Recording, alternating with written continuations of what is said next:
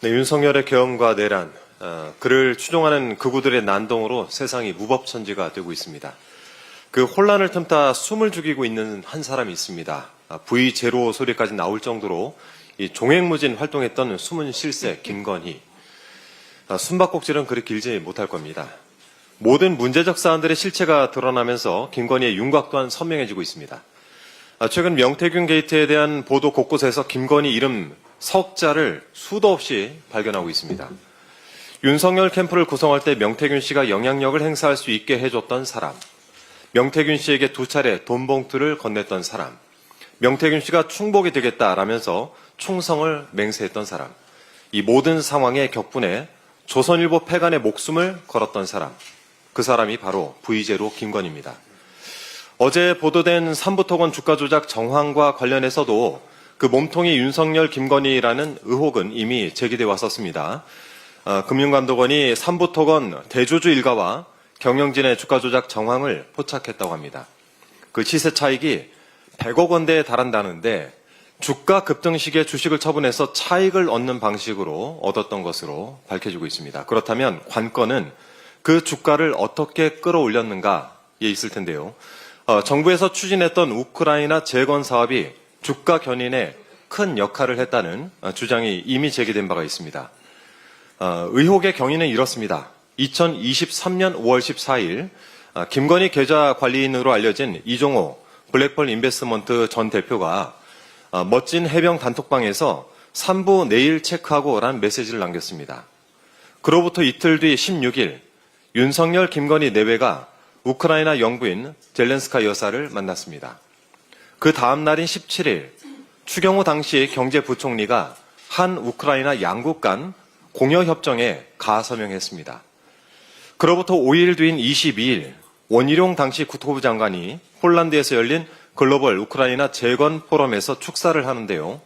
당시 삼부토건은 이 포럼에 자사 임원진이 참석했다라고 발표를 한 바가 있습니다.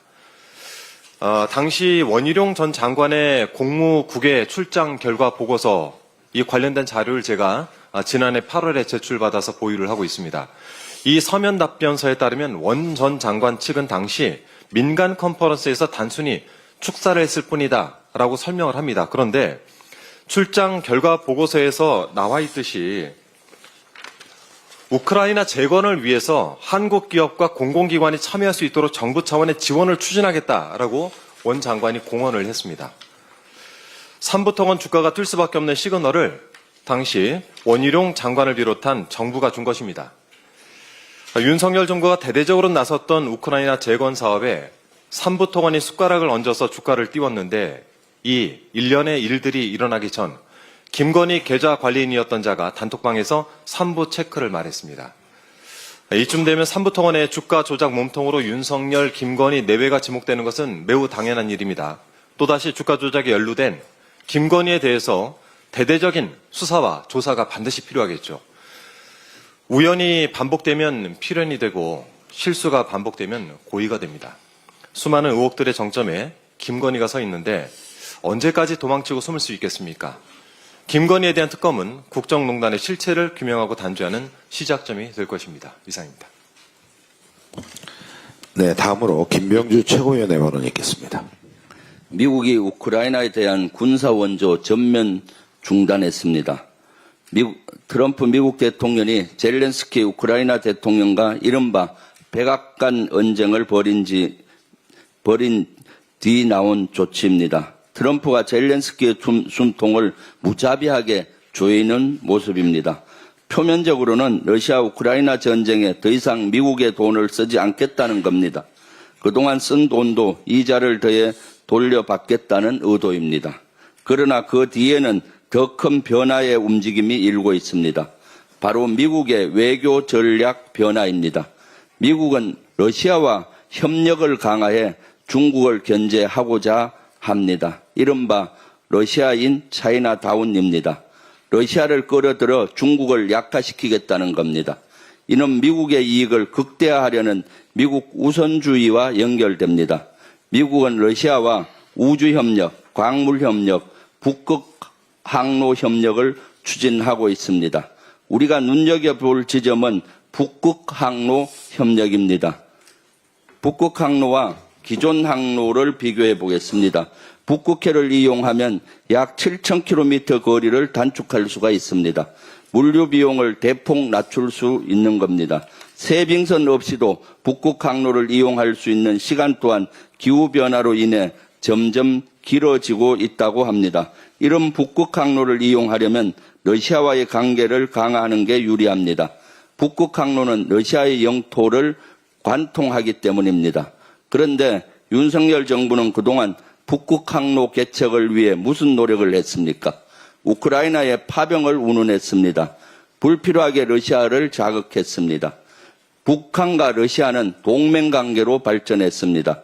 대한민국의 국익은 안중에도 없는 판단입니다.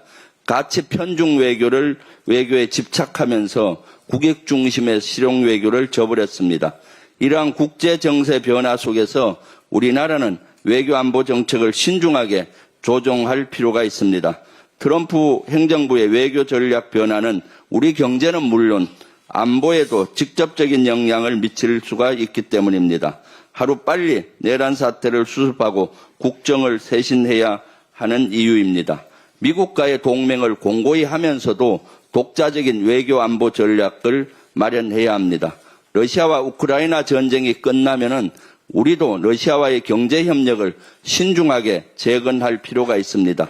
그리고 러시아와 북한의 동맹 관계의 밀착을 끊기 위한 다양한 노력을 해야 합니다.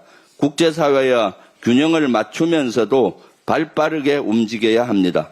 향후 전개될 북한과 미국 협상 과정에서 우려되는 이른바 코리아 패싱 문제도 러시아와의 협력 강화를 통해 극복할 수 있을 것으로 예상됩니다.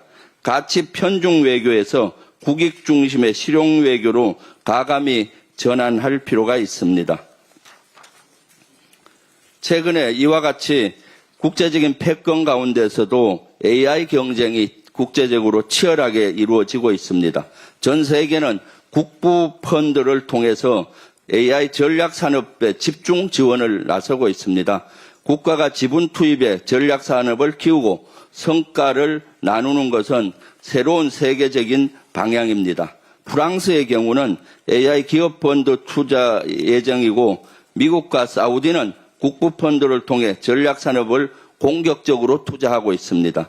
TSMC, 포스코 등 전략 산업에 정부 지분 투입한 사례도 있습니다. 미래 비전이 없고 오로지 국민의힘은 반 이재명밖에 없는 것 같습니다. 이러한 미래를 향해 나아가야 됩니다. 최근에 인권위원장 안창호는 자다가 봉창 뚫리는 행동을 계속하고 있습니다. 12.3 내란 당일날 인권위원장 안창호는 이 사실을 알고도 집에서 아주 편히 주무셨습니다. 인권위의 목적은 민주주의를 지키고 인권을 지키는 게 주 임무로 하고 있습니다. 계엄군에 의해서 민주주의가 무너지고 인권이 무너지고 있는데도 아주 편히 잠을 주무셨습니다. 그러다가 일어나서 봉창 뚫리는 행동만 하고 있습니다. 장꼬대만 하고 있습니다. 가해자인 내란 수계 윤석열을 방어권 보장 운운하더니 이번에는 국제인권기구의 서한까지 보내 국민의 절반 가까이가 헌법재판소를 믿지 못한다는 개변을 늘어놓고 있습니다. 도대체 언제까지 이렇게 자다가 봉창 뚫리는 얘기만 할 겁니까? 정신 차리십시오. 정신을 못 차린다면 빨리 사퇴가 답입니다. 대한민국의 민주주의와 인권을 위해서 사퇴만이 답입니다.